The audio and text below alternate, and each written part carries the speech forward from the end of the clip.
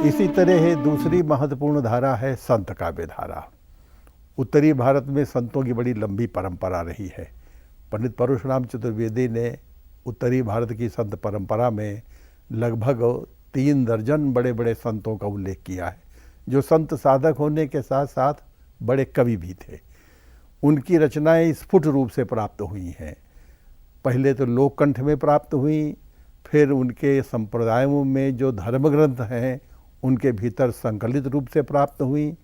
बहुतों का संपादन हो गया है, प्रकाशन हो गया है, लेकिन एक बहुत बड़े परिमाण में उनका साहित्य अभी असंकलित पड़ा हुआ है। जो उल्लेखनीय संत कवि अवधि में देखे जाते हैं उनमें है चरणदास, दादू दयाल का संप्रदाय बहुत प्रसिद्ध है। उनकी वाणी प्रकाशित हो चुकी है और उसके ऊपर बहुत सारी टीकाएँ भी प्रकाशित हुई हैं। उसी तरह हरिदास, गरीबदास, तुलसीदास निरंजनी। ये तुलसीदास हाथरस के रहने वाले थे। कुछ विद्वान इनको तुलसीदास लिखते हैं, कुछ तुलसीदास लिखते हैं। इन्होंने घट रामायण नामक एक काव्य की रचना की थी और स्वयं को तुलसीदास का अवतार घोषित किया था। उसी तरह है बीरू साहब, यारी साहब, सूफी साहब।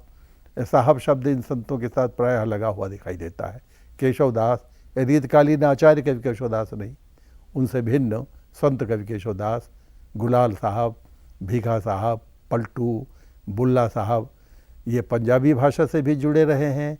अवधि में भी इन्होंने रचनाएं की हैं। मलूक दास लोक जीवन में बहुत प्रसिद्ध रहे हैं। जगजीवन दास, इन्होंने सतनामी संप्रदाय की स्थापना की थी। आज भी इनका संप्रदाय जनजीवन में बहुत लोकप्रिय है। दूलन दास, धरणी दास, दरिया साहब। हिंदी साहित्य में 2 दरिया साहब का उल्लेख मिलता है, एक बिहार के रहने वाले, दूसरे पश्चिमी उत्तर प्रदेश के रहने वाले। इनका भी संप्रदाय काफ़ी लोकप्रिय है। शिवनारायण साहब, इनके नाम से शिवनारायणी संप्रदाय चलता है, जो गुजरात में तो बहुत ही लोकप्रिय है, जिन्होंने अक्षरधाम की श्रृंखला पूरे देश में और विदेशों में भी स्थापित की है।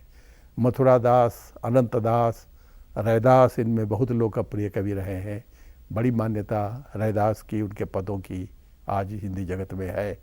धर्मदास ये कबीरदास के शिष्य थे, जिन्होंने कबीर पंथ की स्थापना की और उसको लोकप्रिय बनाया। ऐसे ही ईश्वरदास, किन्नाराम, ये अघोरपंथी साधक थे। काशी में इनका आश्रम बहुत लोकप्रिय है, काफ़ी मान्यता प्राप्त। उसी तरह रामस्वरूप, नेवलदास, बोधेदास, किशोरदास, पहलवान दास, रामलग्नानंद दास। कहने का तात्पर्य है कि संतों की एक बड़ी लंबी परंपरा।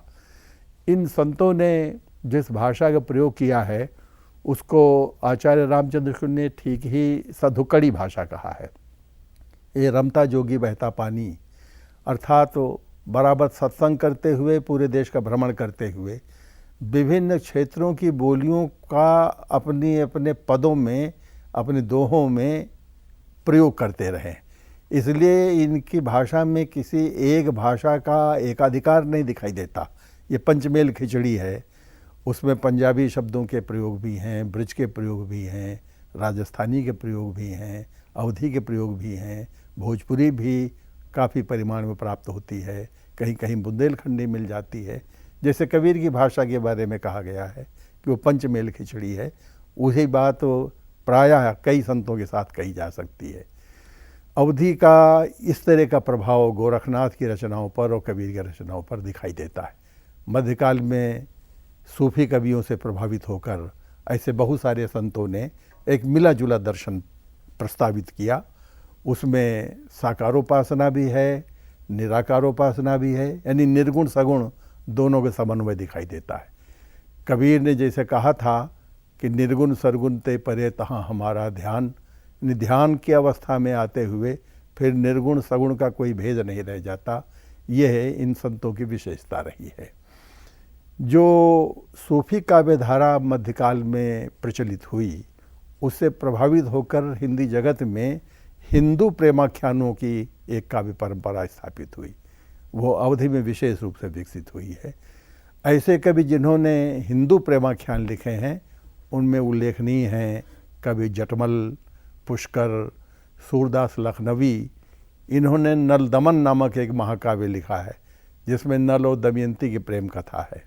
ऐसे ही नरपति दास का रघुबर चरित और मुकुंद सिंह, जनकुंज, चतुर्भुज, सेवारा या जीवनलाल, मुरलीदास, रामदास, रतन, नारायण, राजा चित्रमुकुट, शिवराम, सलोनी, भवानी शंकर, कहने का तात्पर्य है दर्जनों कवि जो हिंदू प्रेमाख्यान परंपरा से जुड़े रहे।